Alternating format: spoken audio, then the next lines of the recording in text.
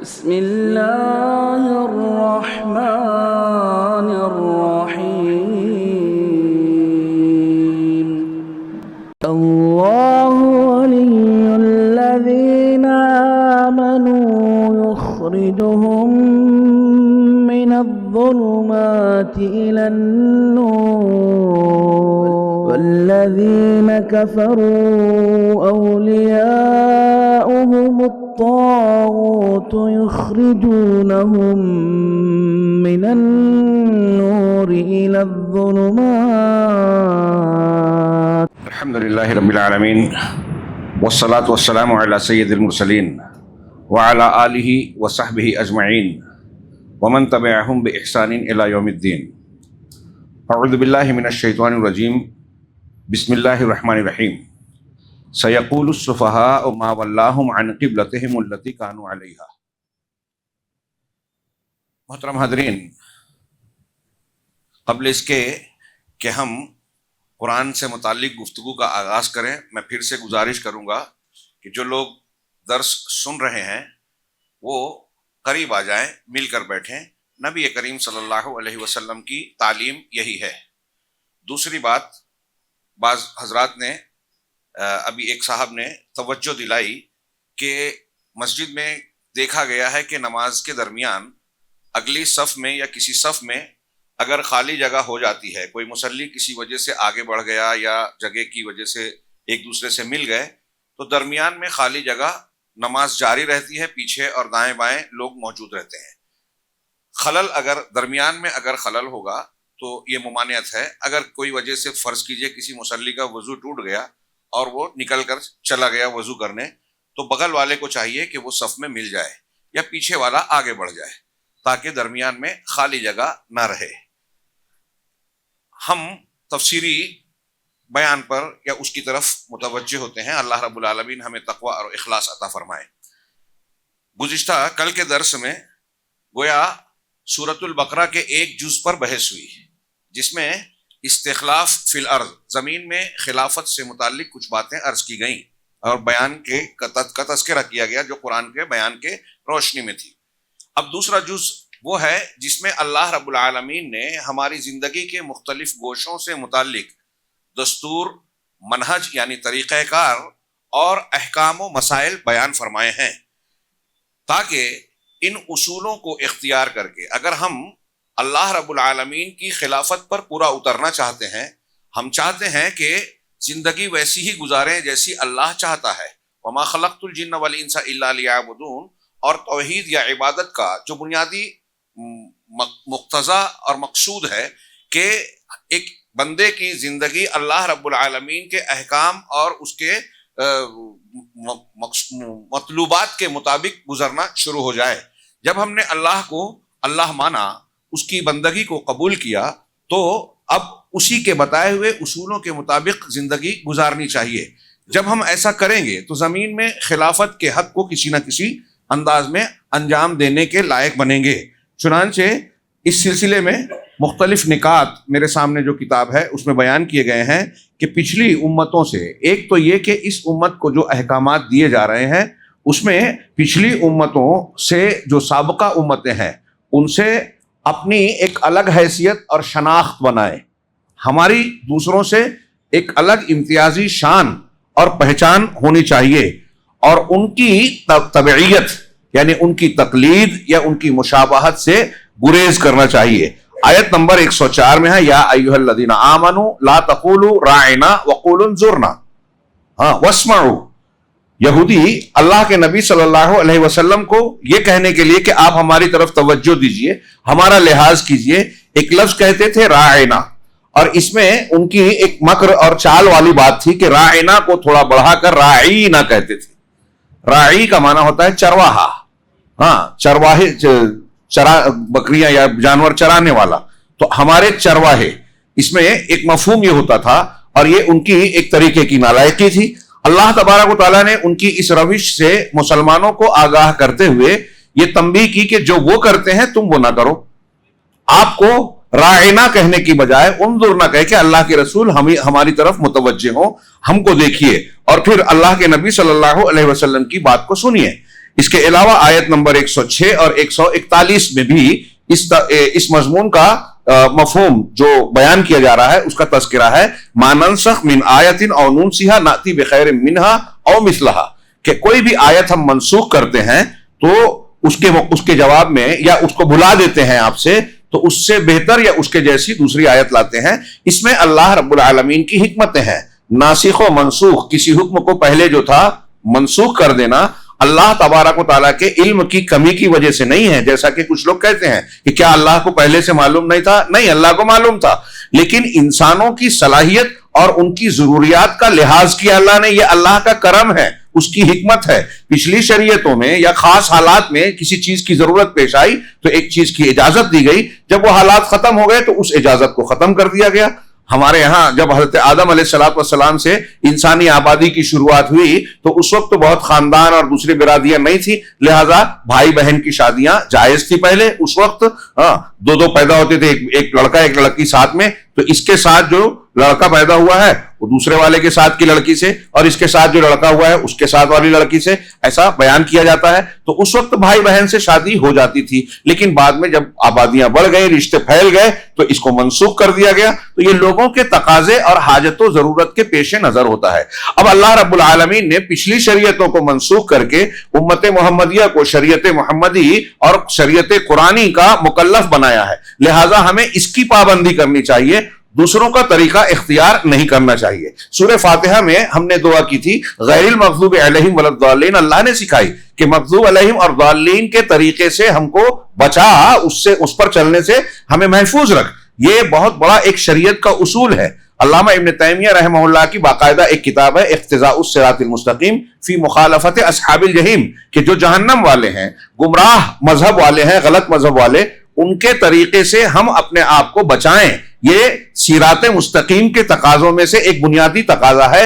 من تشبہ بقوم فہو منہم والی حدیث کو تازہ کیجئے کہ جو کسی قوم کی مشابہت اختیار کرے گا وہ انہی میں سے ہو جائے گا.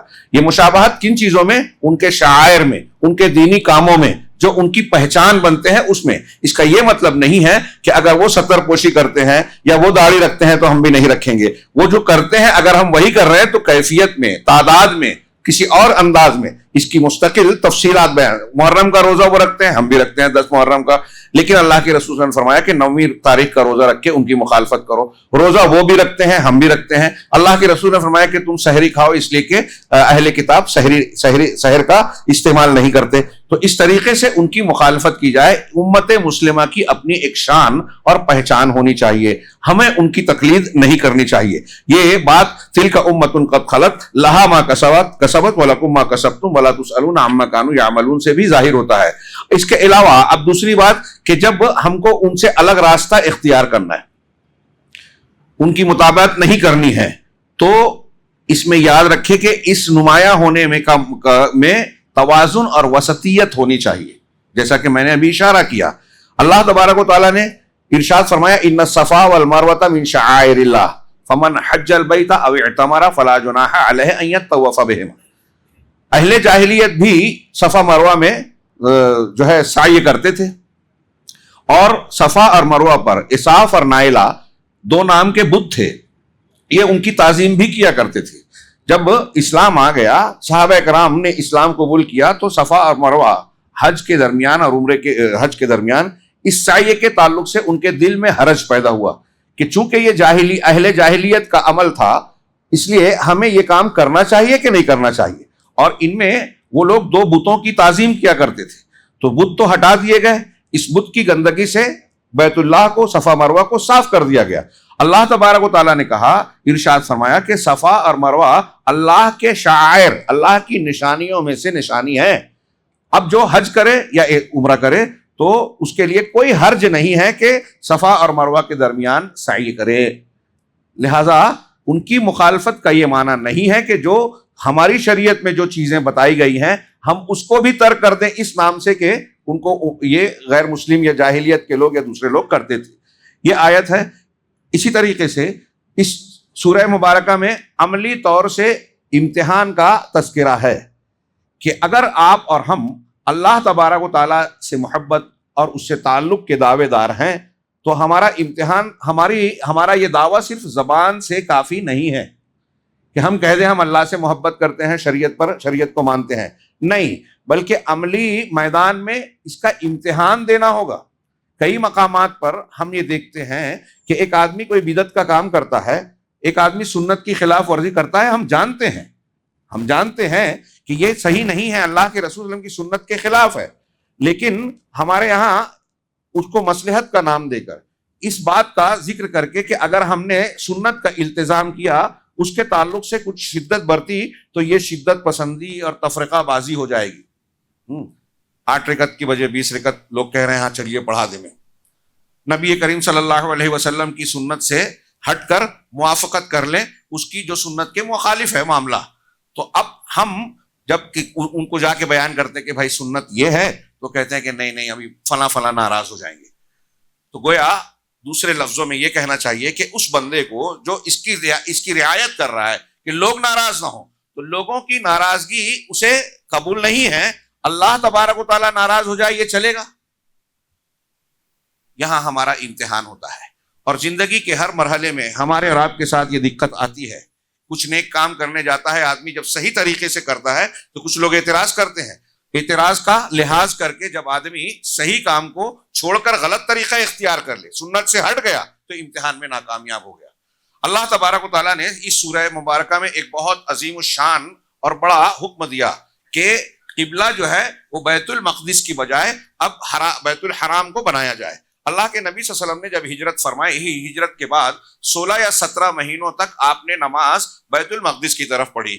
جب آپ مکہ میں تھے تو کہا جاتا ہے، روایتوں میں آتا ہے کہ مکہ کے ایسے رخ کی طرف آپ نماز پڑھتے تھے کہ سامنے کعبہ بھی ہوتا تھا اور بیت المقدس بھی آ جاتا تھا۔ لیکن جب آپ مدینہ تشریف لے گئے تو کعبۃ اللہ اور بیت المقدس دو الگ الگ سمتوں میں تھا۔ اگر آپ بیت اللہ کی طرف رخ کرتے ہیں یعنی کعبہ کی طرف، تو پیٹھ ہو جاتی ہے وہ بیت المقدس کی طرف، اور وہاں رخ کرتے ہیں تو پیٹھ ہو جاتی ہے ادھر۔ آپ خود بھی چاہتے تھے، آپ کی شریعت سے پہلے بنی اسرائیل کے انبیاء کا قبلہ بیت المقدس ہی تھا، یہود و نصارہ اسی کو مانتے تھے، اور ہجرت کے بعد 16-17 مہینے تک اسی کی طرف رخ کر کے نماز پڑھی گئی۔ لیکن جیسے اللہ کے نبی صلی اللہ علیہ وسلم بھی چاہتے تھے کہ کعبۃ اللہ کو قبلہ بنا دیا جائے، اور اس سلسلے میں آپ آسمان کی طرف سر اٹھا کر دیکھا کرتے تھے۔ یہ کوئی چھوٹی بات نہیں تھی۔ اللہ تبارک و تعالیٰ نے حکم دیا کہ وَمِنْ حَيْثُ خَرَجْتَ فَوَلِّ وَجْهَكَ شَطْرَ الْمَسْجِدِ الْحَرَامِ، آگے کی آیتوں میں، اور پہلے کہا سَيَقُولُ السُّفَهَاءُ، یہ سفہاء بے وقوف اور نادان لوگ عنقریب یہ کہیں گے، مَا وَلَّاهُ مَنْ قِبْلَتِهِمُ الَّتِي كَانُوا عَلَيْهَا، کہ انہیں جس قبلے پر پہلے سے تھے اس سے کس چیز نے پھیر دیا، اب بیت المقدس کو چھوڑ کر کعبۃ اللہ کو قبلہ کیوں بنا لیا؟ یہ اعتراض کریں گے، سوال اٹھائیں گے، اور یہ سوال بڑا تھا۔ سماجی اعتبار سے ایسی کئی چیزیں ہوتی ہیں کہ ہم صحیح بات بیان کرنے سے ڈرتے ہیں کہ ابھی ہم یہ بات کہیں گے، لوگ سوال اٹھائیں گے، اعتراض کریں گے، ابھی یہ سنت ہے، یہ اللہ کا حکم ہے، اس پر عمل کریں گے تو لوگ سوال اٹھائیں گے، اور یہی معاملہ ہوا۔ اللہ تعالیٰ نے خود فرمایا، اور جب آپ نے قبلے کو بدلا تو کافی لوگوں نے اعتراض کیا، یہود و نصارہ تو اس کے خلاف جو ہے پورا ایک ماحول، جیسے آج پروپیگنڈا اور تشہیر کی جاتی ہے، خوب ماحول گرمایا کہ دیکھیے انہوں نے قبلہ تبدیل کر دیا، اور کئی مسلمانوں میں بھی جو کمزور تھے مختلف قسم کے سوالات اور اعتراضات اٹھنے لگے، اور پھر یہ بھی سوال کیا کچھ لوگوں نے کہ اب تک جو ہم نے 16-17 مہینے تک بیت المقدس کی طرف رخ کر کے نمازیں پڑھی ہیں تو ان نمازوں کا کیا؟ تو اللہ تبارک و تعالیٰ نے آگے بھی کہا ان اللہ لا یضیع ایمانکم، اللہ تمہارے ایمان کو ضائع نہیں کرے گا۔ انہی آیتوں کے درمیان میں اللہ نے فرمایا اللہ تمہارے ایمان کو، نماز کو ایمان کہا کہ ایمان کو یعنی تمہاری نمازوں کو ضائع نہیں کرے گا۔ پہلے شریعت کے مطابق جو عمل کرتے رہے وہ اللہ کے ہاں مقبول ہے، اب تمہارے لیے قبلہ تحویل کر دیا۔ یہ کیوں تبدیل کیا؟ اس کے کئی اسباب اور حکمتیں اہل علم بیان کرتے ہیں، قرآن نے بھی بعض حکمتوں کی طرف اشارہ کیا، اس میں سے ایک حکمت یہ بیان کی کہ یہ تمہاری آزمائش ہے۔ اللہ نے یہ کہا، یہ حکم دیا، تو بلا چوں چرا اب اللہ کا حکم ہے ایک ایمان والے کو مان لینا ہے، اس پہ سوال اٹھانا، اس کی مخالفت کرنا، یہ ایک صاحب ایمان کی شان نہیں ہو سکتی، اور یہی ایمان کا معیار اور اس کی شان ہے کہ اللہ اور رسول کی بات آ جائے آدمی سر جھکا دے۔ آیت نمبر 158 اور اس کے بعد آیت نمبر 142 سے لے کر 150 تک جو قبلے کی تحویل قبلہ سے متعلق احکامات ہیں قبلہ بدلنے کا، اس میں گویا یہی عملی امتحان تھا۔ اس ضمن میں آپ قرآن کا ترجمہ اور تفسیر پڑھیے تو اس میں کئی حکمتیں اور کئی باتیں معلوم ہوگی۔ اس میں ایک یہ بھی رخ ہے کہ اب یہ امت مسلمہ جو ہے مسلمان، یہ یہود و نصارہ اگرچہ حضرت ابراہیم علیہ الصلوۃ والسلام اور حضرت اسحاق، حضرت یعقوب سے لے کر بنی اسرائیل کے تمام انبیاء برحق تھے، سچے رسول تھے، اور ان سب کا قبلہ بیت المقدس تھا، یہ بات صحیح ہے، ہم ان نبوتوں کو مانتے ضرور ہیں، لیکن اب محمد الرسول اللہ صلی اللہ علیہ وسلم جو اسماعیل علیہ الصلوۃ والسلام کی نسل سے تھے، ان کو نبی بنایا گیا، خاتم النبیین سید المرسلین بنایا گیا، تو آپ کی امت دوسری پچھلی امتوں سے الگ شان رکھتی ہے، امتیازی حیثیت رکھتی ہے، ان کا قبلہ وہ نہیں ہے جو یہود و نصارہ کا ہے، یہ ہماری شناخت الگ ان سے قائم ہوتی ہے۔ تو یہ بھی گویا بتایا گیا کہ اگرچہ نبوت یہی ہے، لیکن تبدیلی یہ ہوئی کہ قبلہ بدل دیا گیا، اب یہ نئی امت ہے، اور اسی لیے اس نبوت کا تعلق اس نبوت سے ہے۔ ایک حکمت یہ بھی ہے کہ اسراء اور معراج کا جب سفر اللہ کے رسول صلی اللہ علیہ وسلم کا ہوا تو پہلے مکۃ المکرمہ سے بیت المقدس لے جایا گیا۔ اس کے اور بھی حکمتیں ہیں کہ لوگوں کو ثبوت ملے، آسمان لوگوں نے نہیں دیکھا تھا، آپ آسمان کی باتیں بتاتے تو تصدیق نہیں کرتے، لیکن رسول اللہ صلی اللہ علیہ وسلم نے بیت المقدس کے بارے میں جب بتایا، سب جانتے تھے کہ آپ نے کبھی بیت المقدس کا سفر نہیں کیا ہے، اب وہاں کی صحیح باتیں بتائی آپ نے، تو ان کو مانے بغیر چارہ نہیں ہوا کہ آپ سچ کہہ رہے ہیں کہ آپ تشریف لے گئے تھے، اور اسی میں وہاں جا کر نماز پڑھنا، انبیاء کی امامت کرنا، ان نبوتوں سے تعلق بھی ہے، لیکن امت کی امتیازی شان بھی ہے کہ نیا قبلہ بنا دیا گیا۔ اسی طریقے سے اس میں منہج اور تشریعات، احکامات کی تفصیل پھر اس کے بعد بیان کی گئی سورۃ البقرہ میں، تحویل قبلہ کے بعد کہ آپ نے اب قبلہ اختیار کر لیا، اللہ تبارک و تعالیٰ کی شریعت کو ماننے کا اعتراف کر رہے ہو، تو اب آپ کی زندگی کے احکامات اس تناظر میں گزرنا چاہیے جو آگے بیان کیے گئے سورہ بقرہ میں۔ اس میں سب سے پہلے زمین میں جو طیبات اور پاکیزہ چیزیں ہیں اس کو حلال کرنے کا، مباح ہونے کا تذکرہ کیا گیا ہے، سوائے اس کے جس کو اللہ تبارک و تعالیٰ نے حرام قرار دیا۔ یہ حرمت علیکم الدم، حرمت علیکم المیتۃ والدم ولحم الخنزیر وما اہل بہ لغیر اللہ، تم پر مردار حرام ہے، خنزیر بہنے والا خون، دم مسفوح حرام ہے، اور خنزیر کا یعنی سور کا گوشت اور سارا سور حرام ہے، نجس ہے وہ۔ اسی طریقے سے وہ ساری چیزیں جن پر غیر اللہ کا نام پکارا گیا ہو، جو غیر اللہ کے نام پر چڑھاوا چڑھایا گیا ہو، وہ ہندو لوگ مندر پہ چلائیں یا مسلمان کسی مزار پر چڑھاوا چڑھائے، کسی کے نام کا بکرا چھوڑے، کسی کے نام کے حلوے کو چڑھائے، یہ جو چڑھاوے ہیں جن پر اللہ کے علاوہ کا نام لیا گیا، یہ مانوی شرک کی نجاست اس میں آ گئی، اور جو چیز نجیس ہے، خبیث ہے، وہ حرام ہے، جو طیب ہے، پاکیزہ ہے، وہ حلال ہے۔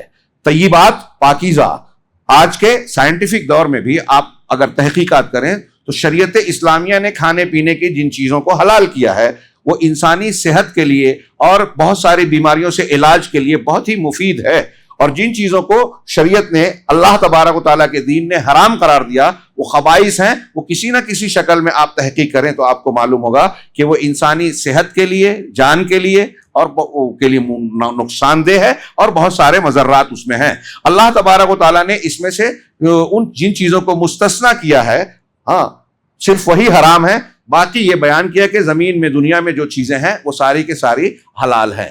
اسلام صرف روحانی دین نہیں ہے کہ صرف عبادت بتائے، بلکہ دنیا کے امور میں بھی رہنمائی کرتا ہے اور حلال و حرام کی پوری کی پوری تفصیل بیان کرتا ہے۔ اسلام کے یہ جو احکامات ہم پڑھنے جا رہے ہیں، اس پہلو کو بھی دھیان رکھیں کہ دنیا میں دوسرا کوئی مذہب آپ کو ایسا نہیں ملے گا کہ زندگی کے ہر گوشے، چھوٹی سی چھوٹی بات کو بھی شریعت نے تفصیل سے بیان کیا ہے، اس میں رہنمائی فرمائی ہے۔ جنائی یعنی جو ایسے معاملات جو کریمنل ہوتے ہیں، جرائم پر مشتمل ہوتے ہیں، اس سے متعلق احکامات بیان کیا گیا ہے سورہ بقرہ میں۔ اللہ نے فرمایا یا ایھا الذین آمنوا کتب علیکم القصاص فی القتل الحر بالحر، اور آیت پوری پڑھیے کہ اے ایمان والوں تم پر قصاص فرض کیا گیا ہے مقتولین میں، یعنی اگر کوئی کسی کی جان کو مارتا ہے ناحق تو جان کے بدلے جان، یہ قصاص ہے۔ آزاد کے بدلے آزاد، غلام کے بدلے غلام، مرد کے مقابلے میں مرد اور عورت کو ایک دوسرے کی جگہ قتل کیا جا سکتا ہے، یہ قصاص کا حکم نافذ کیا گیا۔ ہمارے یہاں لوگ ان احکامات پہ جو اعتراضات کرتے تھے اب وہ اعتراضات ٹھنڈے پڑ گئے ہیں، کیونکہ تجرباتی زندگی میں یہ ثابت ہو گیا کہ قتل کی سزا اگر نہ دی جائے تو قتل کا سلسلہ بڑھتا ہے، آج دنیا تہذیب و تمدن کا اتنا دعویٰ کرتی ہے، لیکن آپ دیکھیے کہ ایک جگہ کوئی ملک کسی پر حملہ کرتا ہے. ابھی تازہ ترین ہم اسرائیل کا حملہ جس پر بریت سے بھرپور غزہ میں دیکھ سکتے ہیں. صرف ان کے ریکارڈ پر 50,000 سے زیادہ لوگوں کی جانیں چلی گئی ہیں، دوسرے نقصانات کا کوئی شمار نہیں ہے. اور ریکارڈ سے ہٹ کر کہیں تو لوگ بتاتے ہیں کہ 1,00,000 سے اوپر لوگ جو ہے شہید ہوئے ہیں مسلمان فلسطین میں، غزہ کے پٹی میں 15-16 مہینے کے حملوں میں.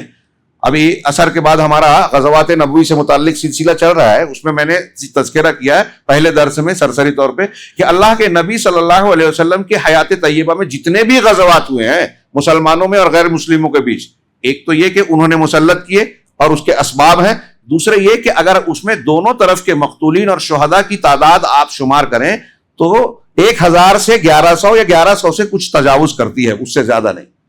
ہمارے یہاں ایک فساد میں اس سے زیادہ مر جاتے ہیں لوگ، گجرات فساد کا دیکھ لیجیے، اور دوسرے اپنی جنگوں میں تو اس کی کوئی گنتی ہی نہیں ہے. بہرحال بتانا یہ چاہتا ہوں کہ یہ جو سزائیں اسلام نے مقرر کی ہے اس پر کچھ لوگ اعتراض کرتے ضرور ہیں، لیکن ان سزاؤں سے بہتر لوگوں کو گناہ سے روکنے اور لوگوں کے جان اور مال کو تحفظ دینے میں کوئی دوسری سزا اور دوسری تدابیر آج تک کارگر نہیں ہوئی ہے. اور اس کا اعتراف بہت سارے غیر مسلم بھی کرتے ہیں. آپ دیکھ لیجئے کہ تجرباتی طور پر ماضی تو چھوڑیے، آج بھی جن ملکوں میں خاص طور سے سعودی عرب وغیرہ میں یہ احکامات نافذ ہیں، وہاں دوسرے ملکوں کے مطابق جرائم کی شرح کم ہے، قتل کم ہوتے ہیں. اس کے بالمقابل جہاں قتل سے بچنے کے راستے ہیں یا عمر قید کی سزا کا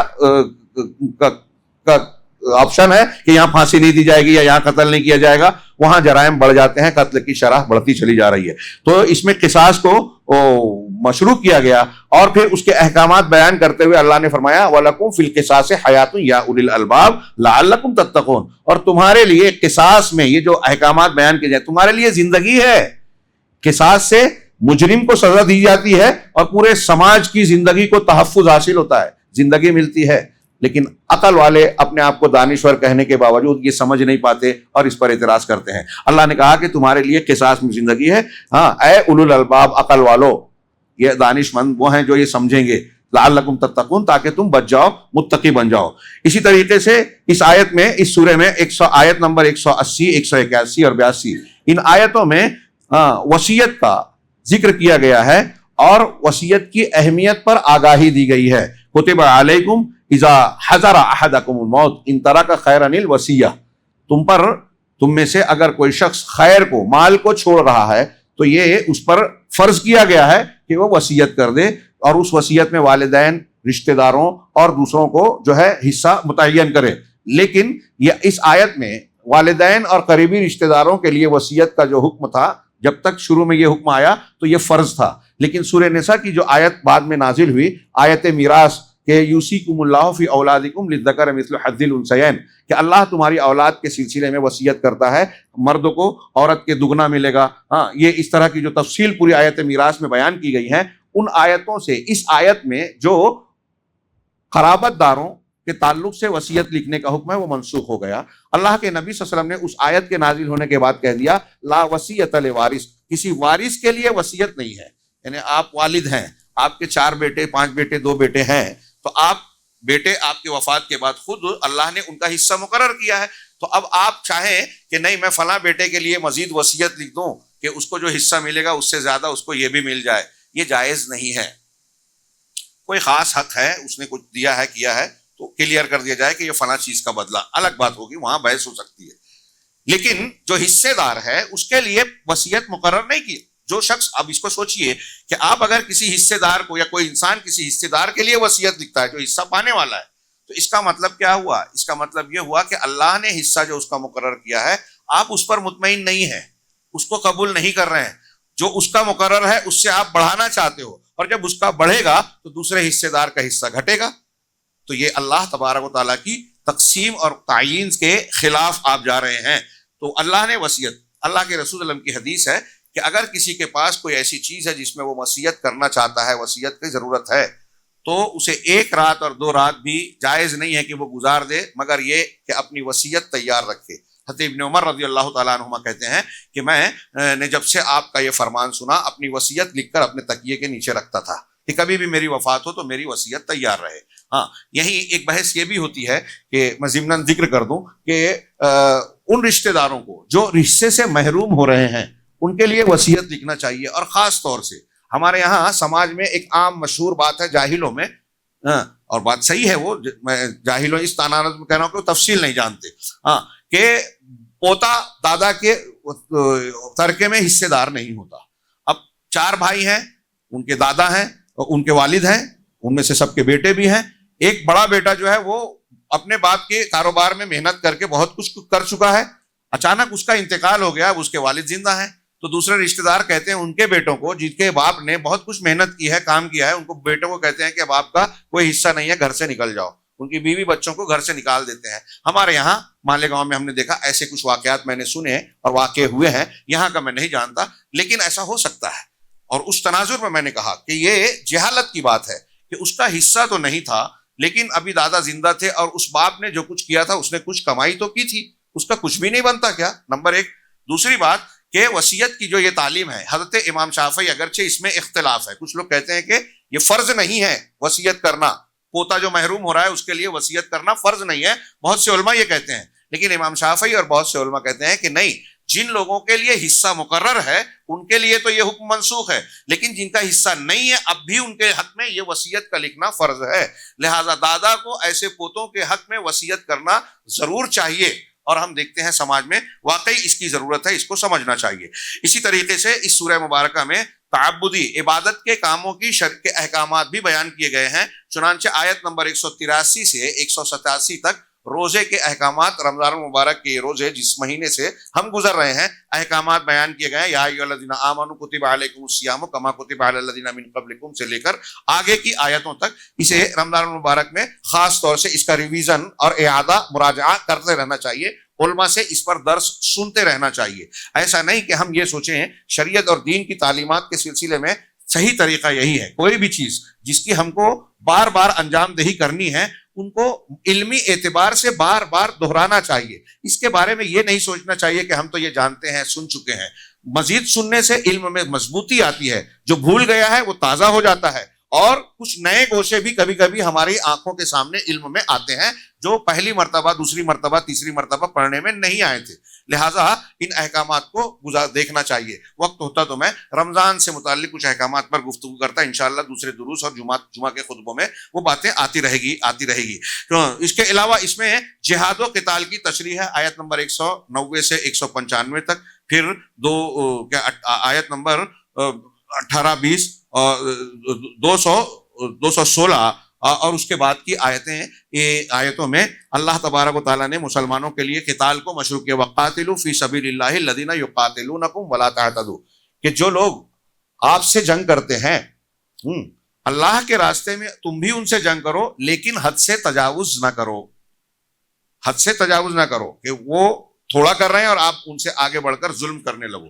یہ دیکھیے شریعت کی کتنی متوازن تعلیم ہے. اور قتال اور جہاد یہ بوقت ضرورت اور شرائط سے مشروط ہیں. کل ہمارے ایک بھائی پوچھ رہے تھے کہ آج کے موجودہ حالات میں جو مظالم ہو رہے ہیں اس میں جہاد مشروع ہے کیا؟ ہم نے کہا قطعی نہیں. اس کی جو شرطیں ہیں اگر آپ دیکھیں گے، اس کی تفصیلی احکامات ہیں. اس سے پہلے کے جو اسٹیپس ہیں ہم وہ جو کر سکتے ہیں ہم کر رہے ہیں کیا؟ دعوت دین کے ذریعے، قرآن کے ذریعے سے جہاد کرنا، دعوت و تبلیغ کرنا ہم کر سکتے ہیں. ہندوستان میں آج کی تاریخ میں کیا ہم وہ کر رہے ہیں؟ ہم اپنے درمیان موجود شرک اور بدعت سے لڑ نہیں پاتے، اور جن کی جس چیز کی طاقت نہیں ہے اس کی بات کرتے ہیں، مزید یہ کہ مسلمانوں کو مزید نقصان پہنچاتے ہیں. ابھی غزہ کے معاملے میں دیکھیے، حماس نے شبہ ہوتا ہے اور اشارے ملتے ہیں کہ نتن یاہو اور اسرائیل کے اشارے پر ہی یہ کیا. کچھ لوگوں کو یہ چیز بہت بری لگتی ہے، لیکن بہت سے اشارے، قرائن اور ثبوت اس طرح کے لوگ پیش کرتے ہیں. جو کچھ انہوں نے اسٹارٹ کرنے میں پچھلے سال اکتوبر میں جو پہلا حملہ کیا اس میں اسرائیل کا کتنا نقصان پہنچایا، اور پھر اس کے بعد رد عمل میں جو کچھ ہوا، پورا غزہ جو ہے وہ کھنڈر بن گیا، قبرستان بن گیا، اور ہزاروں، 50,000 کی موت. ایک مسلمان کی موت بھی بہت قیمتی ہے، بڑا نقصان ہے. 50,000 مر گئے، آپ اس پر آپ بغلے بجا رہے ہیں کہ آپ نے بڑا تیر مارا.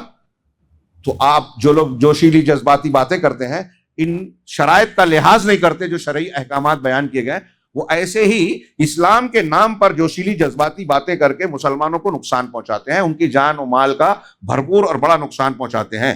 ہاں، اس کے بعد حج کی تشریح سورہ بقرہ میں حج کے احکامات بھی بیان کیے گئے۔ یسألونک عن الاہلہ، یہ آپ سے اہلہ، ہلال ابتدائی دن کے چاند کو کہتے ہیں، ہلال یعنی چاند کے ابتدائی دن کے چاند کے بارے میں سوال کرتے ہیں، تو آپ انہیں جواب دیجئے قل ہی مواقیت للناس والحج، یہ لوگوں کے لیے موقع و محل، وقت کی تعین کا ذریعہ ہے، اور یہ حج کے احکامات اس سے، حج کے ایام اور احکامات اس سے طے ہوتے ہیں۔ اب یہ چاند جہاں نظر آئے گا، ہلال جہاں نظر آئے گا، اس حساب سے چاند کے مہینے کی گنتی ہوگی، اور یہ اس کے اپنے اپنے مطلع ہیں۔ آج کل یہ اختلاف بھی چل رہا ہے، اس مطلع کا نظر آیا، یہاں مشین سے دیکھ کر کمپیوٹر سے بولتے ہیں کہ یہاں گروتھ ہو گیا تو یہاں بھی سعودی عرب کا چاند مان لیں گے، حالانکہ سعودی عرب سے پہلے بھی ایک دن پہلے کہیں کہیں نظر آتا ہے۔ ہاں، تو جہاں کا چاند نظر آتا ہے اس چاند کا لحاظ کیا جائے گا۔ یہی بات فطری بھی سمجھ میں آتی ہے، آسان بھی سمجھ میں آتی ہے، اور امت کا اسی پر عمل رہا ہے۔ پھر اس میں اللہ تبارک و تعالیٰ نے حج و عمرے سے متعلق ضروری احکامات ان آیتوں میں بیان کیے ہیں۔ 190 سے 189 سے 196 اور 203 تک یہ مضمون حج سے متعلق بیان کیا گیا ہے۔ یہ کچھ عبادات کے معاملے آ گئے، قتال کے معاملے آ گئے، جنائی معاملات آ گئے۔ اس کے بعد خاندانی امور سے متعلق، ہماری گھر گرہستی اور گھر سے متعلق میاں بیوی کے حقوق اور ان سے متعلق احکامات بیان کیے گئے۔ تو پہلے آیت نمبر 221 میں اللہ نے فرمایا وَلَا تُنْكِحُوا الْمُشْرِكَاتِ حَتَّى يُؤْمِنَّ وَلَا تَنْكِحُوا الْمُشْرِكَاتِ حَتَّى يُؤْمِنَّ، کہ مشرک عورتوں سے نکاح نہ کرو یہاں تک کہ وہ ایمان لے آئیں۔ سورہ مائدہ میں اللہ تعالیٰ نے اہل کتاب عورتوں سے شادی کی اجازت دی ہے، اس کی اپنی شرائط ہے، وہاں انشاءاللہ گفتگو ہوگی۔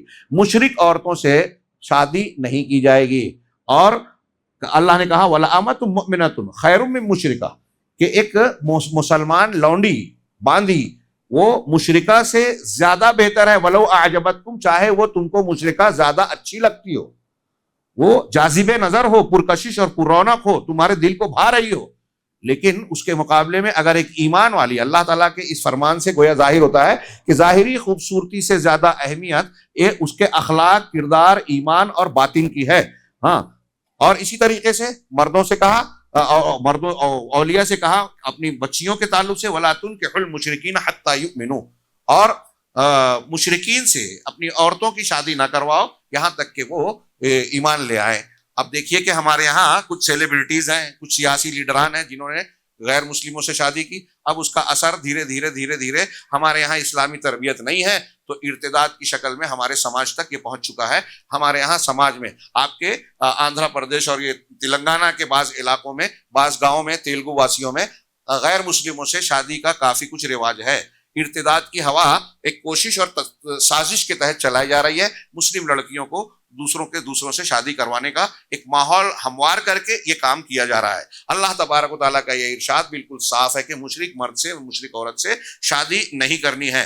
تو یہ شادی بیاہ کا احکام ہو گیا، اور ایلا سے متعلق احکام سورہ آیت نمبر 226 میں ہے لِلَّذِينَ يُؤْلُونَ مِن نِّسَائِهِمْ تَرَبُّصُ 4 أَشْهُرٍ، کہ جو لوگ اپنی عورتوں سے ایلا کرتے ہیں۔ عرب میں ایک طریقہ تھا، آج بھی کہیں کہیں ہوتا ہوگا، کہ قسم کھا لیتے تھے کہ اپنی بیوی سے کہ میں تجھ سے بیوی کی طرح میں تجھ سے تعلق نہیں رکھوں گا، میں تجھ سے الگ رہوں گا۔ ایلا، قسم کھانا۔ نبی کریم صلی اللہ علیہ وسلم نے بھی ناراض ہو کر اپنی ازواج سے 1 مہینے کے لیے ایلا کیا تھا۔ اللہ تعالیٰ نے اس سلسلے میں بتایا کہ اگر ایسے ایلا کر رہے ہیں، کوئی ناراضگی بتانے کے لیے بیوی سے قطع تعلق کر رہے ہیں، اس کو الگ کر رہے ہیں کہ بھائی تم ادھر رہو، میں تمہارے ساتھ نہیں رہتا، نیچے اوپر اللہ کے رسول اپنے مچان پر رہنے لگے تھے، تو ایسی صورت میں اللہ نے کہا کہ ایسے لوگ جو اپنی عورتوں سے ایلا کرتے ہیں، قسم کھاتے ہیں کہ ان سے دور رہیں گے، الگ رہیں گے، تو ان کے لیے 4 مہینہ رکنا ہے۔ ہاں، 4 مہینہ رکنا ہے۔ ہاں، اگر وہ لوٹ آئے تو پھر ٹھیک ہے، اللہ تعالیٰ معاف کرنے والا ہے، رحمت والا ہے۔ یعنی اگر کوئی اپنی بیوی کو الگ کر کے چھوڑ رہا ہے، آج کل ہمارے یہاں یہ ہوتا ہے، ایلا کی شکل اس لفظ سے ہم نہیں جانتے، لیکن کچھ لوگ اپنی بیوی سے یا بیوی اپنے شوہر سے ناراض ہوتی ہیں تو ایک دوسرے کے سے الگ ہو جاتے ہیں۔ بیوی اپنے مائکے چلے گئی، اب کئی سال رکے ہوئے ہیں۔ ہاں، آپ کے یہاں ایسا سنا ہے کہ بعض مرتبہ ایسا بھی ہوتا ہے کہ حیدرآباد میں کوئی آدمی جو ہے وہ ناراض ہو کے اگر وہ باہر کام کر رہا ہے، سعودی عرب، گلف یا کہیں اور چلا گیا، تو پورا سال ہو گیا، 2 سال ہو گیا، آنا بھی نہیں، کوئی خبر گیری بھی نہیں ہے، کوئی تعلق بھی نہیں، اور طلاق بھی نہیں دے رہے۔ رشتہ ہے، میاں بیوی ہیں، لیکن تعلقات نہیں ہے، یہ دوری۔ تو اللہ تعالیٰ نے اس کی تعین کی کہ اگر آپ ایلا کر رہے ہیں، ناراضگی سے اگر بیوی سے الگ ہو رہے ہیں، تو زیادہ سے زیادہ آپ کے لیے 4 مہینے کی مدت ہے. اس 4 مہینے کے بعد یا تو آپ واپس میاں بیوی کی طرح رہنے لگو، معاملات کو ٹھیک کر لو، یا پھر اچھے ڈھنگ سے طلاق دے کر علیحدگی اختیار کر لو. کسی عورت کو معلق رکھ کے لٹکا کر نہ رکھو کہ اس کو ضرر پہنچاؤ، نقصان پہنچاؤ، کہ میں تو لٹکاؤں گا، نہ طلاق دوں گا اور نہ رکھوں گا. کچھ لوگ اس طرح کرتے ہیں. جو لوگ ایسا کرتے ہیں وہ ظلم کرتے ہیں، اللہ کے حکم کی مخالفت کرتے ہیں. اسی طریقے سے طلاق کے احکامات آیت نمبر 227 سے 232 تک طلاق کے احکامات بیان کیے گئے. وَإِنْ عَزَمُوا الطَّلَاقَ کیا ہے وَإِنْ عَزَمُوا الطَّلَاقَ فَإِنَّ اللَّهَ سَمِيعٌ عَلِيمٌ وَالْمُطَلَّقَاتُ يَتَرَبَّصْنَ بِأَنفُسِهِنَّ 3 قُرُوء. طلاق کے مشروعیت بیان کی گئی. کتنی مرتبہ طلاق دیا جا سکتا ہے؟ زیادہ سے زیادہ آپ کے پاس 3 چانس ہے. اکٹھا 3 گولی آپ کے پاس نہیں ہے، ایک وقت میں ایک ہی دے سکتے ہیں. اب کتنی مرتبہ بھی ٹریگر دبائیں چلے گی ایک ہی. لوگ کہتے ہیں کہ 3 دیا، 3 گولی چلائی تو ایک چلے گی کیا؟ ان سے ہم سوال کرتے ہیں کہ 10 گولی چلائی تو کتنی چلے گی؟ اگر ایک عورت کو 10 طلاق دے تو 10 پڑ جائے گی؟ سارے ملک کہتے ہیں نہیں 3 ہی پڑے گی. تو یہاں آپ کا حساب اور گणت کا تعلق جو ہے ٹوٹ گیا. آپ کے پاس ہم کہتے ہیں ایک وقت میں ایک ہی گولی ہے. اللہ تعالیٰ نے کہا الطلاق مرتان سورہ بقرہ میں 2 مرتبہ ہے. یہ مرتان کیسے ہوگا کہ ایک مرتبہ سارے پروسیجر، اس کا اپنا پروسیجر ہے، وہ پروسیجر سے گزرنے کے بعد جب آپ ایک طلاق دے رہے ہیں، ایسی مدت میں پاکی کی حالت میں جب آپ نے عورت سے ہم بستری نہیں کی، حالت حیض یا ناپاکی کی حالت میں طلاق دینا منع ہے. اس لیے کہ اس پیریڈ میں عورت چڑچڑی بھی ہو جاتی ہے، مزاج بدل جاتا ہے، آدمی دور رہتا ہے تو غصے کا امکان رہتا ہے، تو اس حالت میں منع ہے.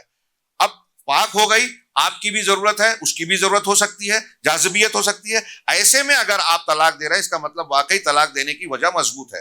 کھانے میں نمک زیادہ ہو گیا، کسی بات پر غصہ آ گیا، اس پہ جو طلاق دیتا ہے تو یہ طلاق کا فیصلہ درست نہیں ہوتا. دیکھیے اسلام کی یہ جو تعلیمات ہے، ان میں جو گہرائیاں ہیں، اس کو ہم لوگوں نے نظر انداز کر دیا، ہم نے غلط ترجمانی کی. غیر مسلم اس کا مذاق بناتا ہے، شریعت کو کھلواڑ سمجھتا ہے. اللہ تبارک و تعالیٰ کی شریعت جو انتہائی حکیمانہ، انتہائی دانشورانہ ہے اور ہمارے سماج اور معاشرے کے لیے انتہائی مفید ہے، اس کو ہماری وجہ سے غیر مسلم یہ سمجھتا ہے کہ اس شریعت میں بہت سارے جھول ہیں، کمزوریاں ہیں.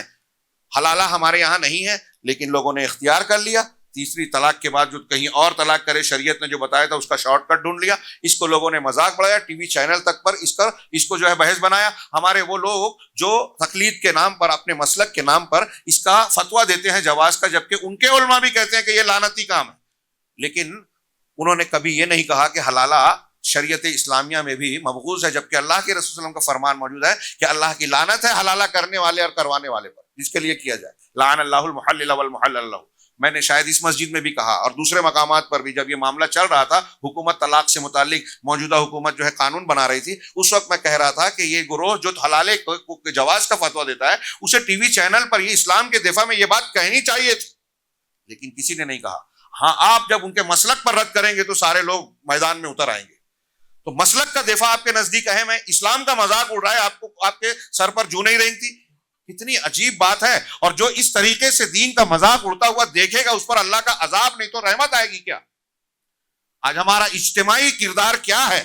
مسلم پرسنل لا بورڈ کے لوگوں نے بعد میں کہا، قانون بنانے کے بعد، ہمارے یہاں بخاری صاحب اور دوسرے لوگوں نے، کہ انہیں یہ کہنا چاہیے تھا کہ حلالہ نہیں ہے. انہیں کہنا چاہیے تھا کہ مسلمانوں میں ایسے گروہ بھی موجود ہیں جو قرآن و حدیث کی بنیاد پر ایک مجلس کی 3 طلاق کو ایک مانتے ہیں، حلالے کو نہیں مانتے. یہ جو مشروع مروجہ حلالہ ہے، لیکن انہوں نے ایسا کیا نہیں. ہاں، اس لیے کہ اس سے مسلک پر زر پڑتی تھی. یہاں قرآن کے احکامات، میں نے شاید اس سے پہلے گزشتہ سال بھی ذکر کیا تھا، واقعہ جانے دیجئے. میرا یہ دعویٰ ہے کہ اسلام کے نظام طلاق ناپسندیدہ چیز ہے، دھیان رکھیے، ناپسندیدہ چیز ہے عام حالات میں، لیکن بعض حالات میں طلاق مسئلے کا بہت بڑا حل ہے، بہت بڑا حل ہے. اور کبھی کبھی طلاق اصلاح کا ذریعہ بھی بن جاتا ہے. مرد اور عورت میں کوئی ایک آدمی ضد پر اڑا ہوا ہے، مانتا نہیں ہے، ایک طلاق ہو گیا تو اب عورت یا عورت کے گھر والے جو ضد کر رہے تھے چھوڑ دیتے ہیں ضد کو، معاملہ بن جاتا ہے، سدھر جاتا ہے، سنور جاتا ہے. جن سماج اور معاشروں میں طلاق کی پابندی ہے، ہندو سماج میں پابندی ہے، ہاں، عیسائیوں میں بھی پہلے برا مانا گیا، قانون بنا دیا گیا، تو کیا نتیجہ نکلا؟ یہاں ایک منظر ہے، یورپ میں ایک منظر آپ دیکھیے. ہندوستان میں کیا ہونے لگا جب طلاق ممنوع ہے، پریشانی ہے، تو بچیاں، بہویں اپنے سسرال میں جلنے لگی، مرنے لگی. सिलेंडर स्टोव फटता है और सिर्फ बहू को निशाना बनाता है, बेटी को नहीं। किचन का कि आग भड़कती है तो बहू उसमें जलती थी, पहले एक पैटर्न था ये, अभी वो चेंज हुआ होगा तो कुछ और सिलसिला है। तो तलाक का रास्ता अगर बंद है और मियाँ बीवी में बनती नहीं है तो आपकी बेटी आपके घर में लाश बनकर आएगी। ये ज्यादा बेहतर है कि वो तलाक की शक्ल में जिंदा आपके घर आ जाए, या ये बेहतर है कि वो मर जाए। अल्लाह ताला ने रास्ता बताया, नहीं निभ रही है, अलहदगी इख्तियार कर ली जाए। ऐसी सूरत में ये चीज बुरी नहीं है, बल्कि बेहतर हो सकती है दोनों के लिए। दूसरी बात, यूरोप में मैंने अर्ज किया, हाँ, मौलाना अबुल कलाम आजाद ने अपने दौर में लिखा कि जब इस पर पाबंदी लगाई गई, हाँ, तलाक नहीं दे सकते, और फिर यह हुआ कि मियाँ बीवी जब शादी कर लेते हैं और दोनों में निभाव नहीं हो रहा है, तो अब वो अपने लिए गले का बोझ समझ रहे हैं कि ये तो परेशानी है, हमारी दोनों की जमती भी नहीं है और एक दूसरे को झेलना भी है, तो क्या करें। तो अब उसका हल उन्होंने ये समझा कि इससे बेहतर ये है कि हम मर्द और औरत एक दूसरे से जिस्मानी ताल्लुकात जब चाहें, जिससे चाहें, पसंद आए तो इख्तियार करें, यूज एंड थ्रो। जब जरूरत है तो इस्तेमाल करें, और ना तो वरना छोड़ दें, तू नहीं और सही, और नहीं और सही। ये सिलसिला आज भी डेटिंग वगैरह की शक्ल में अब चल रहा है, और हमारे यहाँ भी आ रहा है ये हिंदुस्तान में। तो अब वहां ये मिजाज बन गया कि तलाक की नौबत और ये सब का मसला ही ना रहे, शादी ही ना की जाए, निकाह ही ना किया जाए। एग्रीमेंट शुरू में मौलाना आजाद ने लिखा कि 11 महीने के एग्रीमेंट पे शादी होती थी यूरोप में, कि मियाँ बीवी हैं, 11 महीने तक हम मियाँ बीवी रहेंगे एग्रीमेंट करके, अगर निपती है तो एग्रीमेंट अब आगे चलाया जाए, और नहीं निभ रही है तो एग्रीमेंट के मुताबिक 11 महीने के बाद आप अपने रास्ते, हम अपने रास्ते। इससे कितनी खराबियां पैदा हुई, समाजी ताने बाने कितने टूट गए। आप सोचिए, अगर मैं बयान करूं तो पूरा टाइम उसी में चला जाएगा।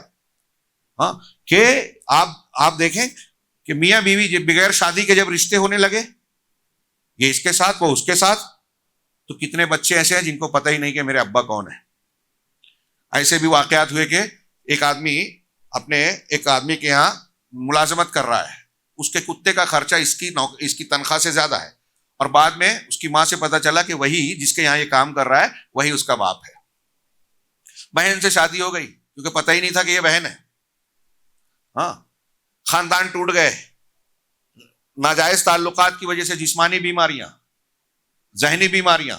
कभी ऐसा होता है कि एक दूसरे को चाह रहा है लेकिन दूसरा किसी और को चाह रहा है, उसकी वजह से बगावत, झगड़ा, इंतकामी कार्रवाई, कत्ल करना, कि उसे कत्ल कर दिया जाए। फिर देख रहे हैं कि बर्दाश्त नहीं हो रहा तो नशा इस्तेमाल करना, नशे की हालत में बहुत सारी चीजें करना, और हमारी उम्मीदें पूरी नहीं हो रही तो फिर खुदकुशी करना मायूसी की हालत में। ऐसी बहुत सारी खराबियां पैदा हुई। आतिशा का रीड्स लाखों बल्कि करोड़ों की तादाद में उसके मरीज पैदा हो गए, जिसकी ये बेराह रवी, जिसकी बुनियाद है। अल्लाह तबारक व तआला ने पाकीज़ा जिंदगी के ये उसूल दिए।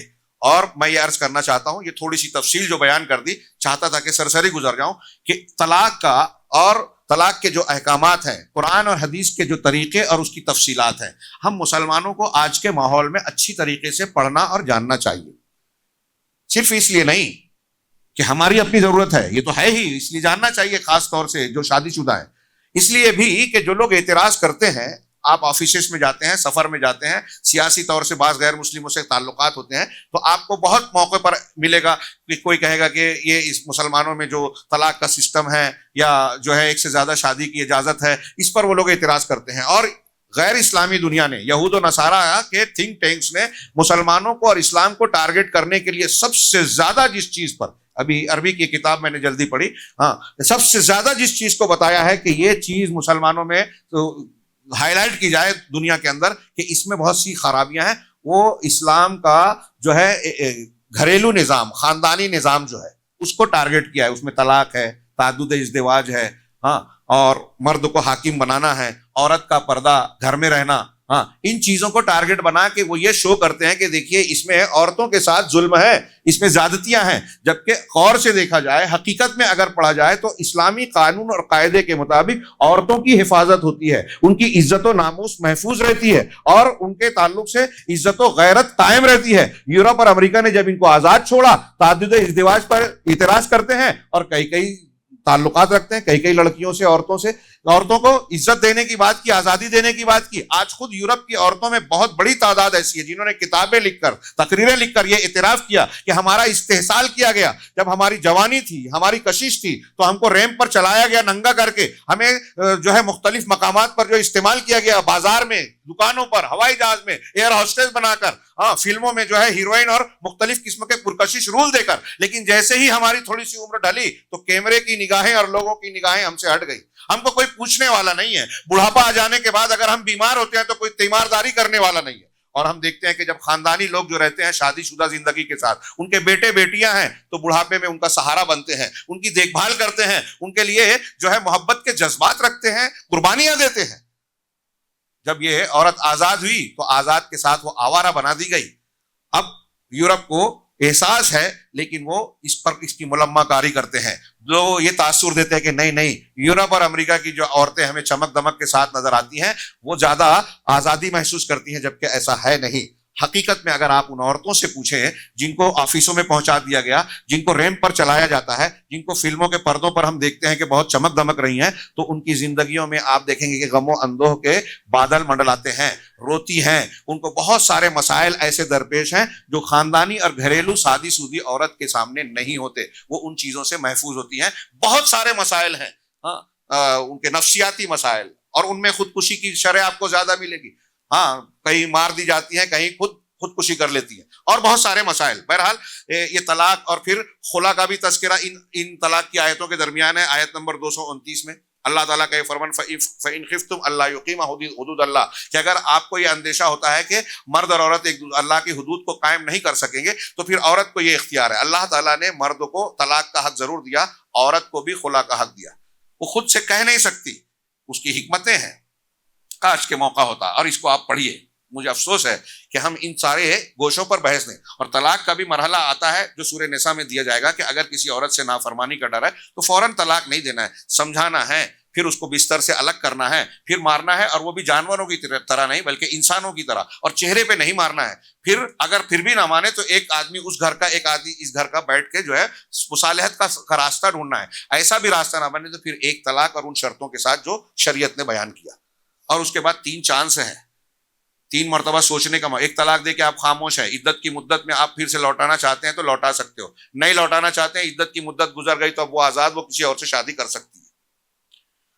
اور آپ نے ایک ہی طلاق دیا, وہ آزاد ہو گئی, اب 20 سال کے بعد آپ کا ارادہ ہوا تو آپ پھر سے شادی کر سکتے ہو, ایک طلاق دینے کی شکل. یہ چیزیں لوگ بیان نہیں کرتے, لوگ سمجھتے نہیں ہیں. اور بہت ساری اس میں دوسری تفاصیل جو ہیں آپ غور کریں گے تو ایک غیر مسلم بھی اس کو سن کر یہ کہے گا کہ اسلام کا نظام طلاق, نظام خلا اور یہ سارے احکامات ایسے ہیں کہ دنیا میں کسی قانون اور کسی مذہب کے پاس موجود نہیں ہے, اور یہ سب سے بہتر ہیں, بیسٹ ہیں. چنانچہ خلا کا بھی حق دیا گیا. اسی طریقے سے طلاق والی عورت ہے, اس کی اگر اس کو طلاق دیا جائے تو عدت کتنی ہوگی؟ ابھی میں نے آیت پڑھی تھی 3 قروء ہے, 3 حیض یا 3 پاکی کی مدت. 3 حیض حدیث کے مطابق زیادہ راجح ہے کہ 3 مہینہ جو ہے اس کی عدت ہوگی. اور جو بیوہ ہے یا ایسی عورت, بیوہ کی کتنی, اس کا شوہر, کسی کا شوہر مر جائے, اس کی عدت سورہ بقرہ میں بیان کیا گیا کہ بیوہ عورت کی عدت اور اس کے سوگ کی مدت جو ہے 4 مہینہ 10 دن ہوگی.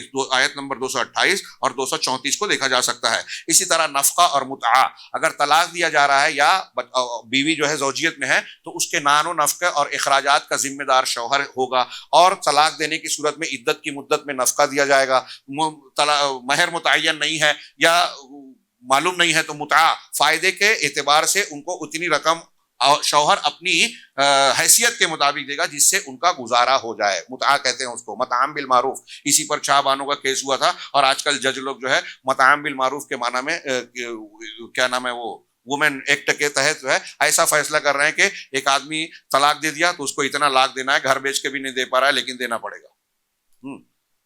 وہ خیر وہ ایک کسی اور موقع پر اس کی تفصیل. تو نفقہ اور متعہ, رضاعت, دودھ پلانے والا, اس کے احکامات بیان کیے گئے کہ آپ کی طلاق دینے کے بعد اگر آپ چاہتے ہیں کہ آپ کی بیوی یا آپ کے بچے کو دودھ پلائے تو اس کا معاوضہ دیا جائے گا. آیت نمبر 233.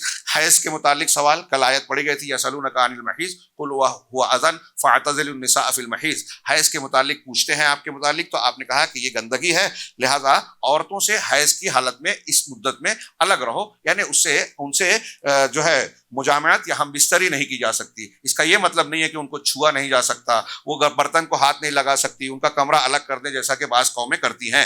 یہ چند باتیں تھیں اور میں چاہتا تھا کہ آج ہی سورہ بقرہ کا حصہ ختم ہو جائے، لیکن بڑی اہم باتیں باقی ہیں. میں مناسب سمجھ رہا ہوں، وقت زیادہ ہو گیا نا، میں مناسب سمجھتا ہوں کہ اسی مقام پر آج کا درس ہم اختتام پذیر کریں. انشاءاللہ سورہ بقرہ کے اور بہت ساری اہم باتیں، ہاں ابھی آج جو آیتیں پڑھی گئی، میں چاہتا تھا سود سے متعلق، انفاق سے متعلق، اور پھر آیت دین، ہاں قرض کے متعلق، ان احکامات کے تناظر میں آپ سوچئے کہ اللہ تبارک و تعالیٰ نے ہمارے قرآن میں سب سے لمبی آیت دین ہے جو سورہ بقرہ میں ہے، ہاں کہ ایک مسلمان اگر قرض کا لین دین کرتا ہے اس کے بھی احکامات بیان. کل انشاءاللہ اس پر کچھ گفتگو کریں گے. اللہ رب العالمین ہمیں دین کو سمجھنے اور اس پر عمل کرنے کی توفیق دے. وآخر دعوانا الحمدللہ رب العالمین وصلی اللہ علیہ وسلم.